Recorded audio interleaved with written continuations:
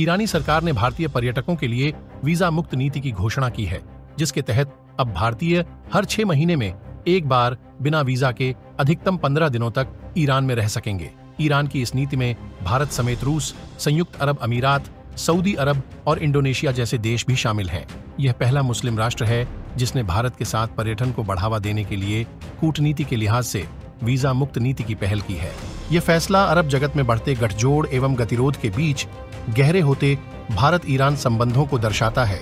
साथ ही ईरान द्वारा भारतीयों को वीजा फ्री एंट्री देना भारतीय अर्थव्यवस्था और भारतीय पर्यटकों की दुनिया में बढ़ती ताकत को दिखाता है। ईरान मध्य एशिया में एक बड़ी ताकत है, जिसकी जियोपॉलिटिकल लोकेशन उसे दुनिया के लिए एक बेहद महत्वपूर्ण देश बनाती है। भारत भी इससे अछूता नहीं रहा। शायद यही वजह है कि दोनों देशों के रिश्ते हमेशा से ही मजबूत रहे हैं।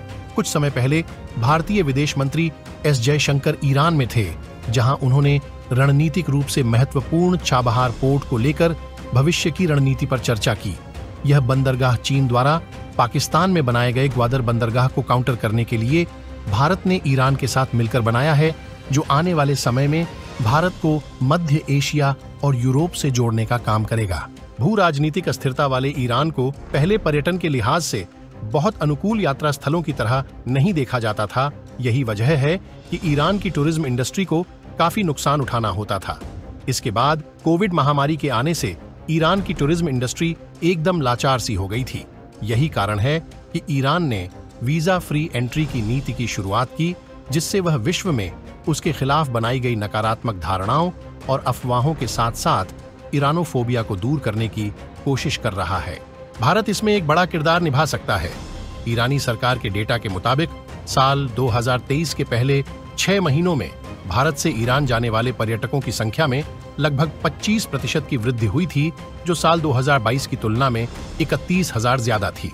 आपको बता दें कि ईरान एक शिया बहुल मुस्लिम देश है, जो अपने प्राचीन स्थलों, मस्जिदों, बाजारों और कई यूनेस्को विश्व धरोहर स्थलों के लिए प्रसिद्ध है।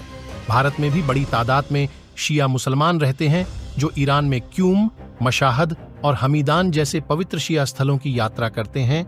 ऐसे में भारत का सहयोग ईरान की टूरिज्म इंडस्ट्री के लिए एक वरदान साबित हो सकता है। इसके अतिरिक्त ईरान पारसी धर्म का जन्मस्थान भी है, जिससे यह देश भारत में रह रहे पारसियों के लिए महत्वपूर्ण बन जाता है।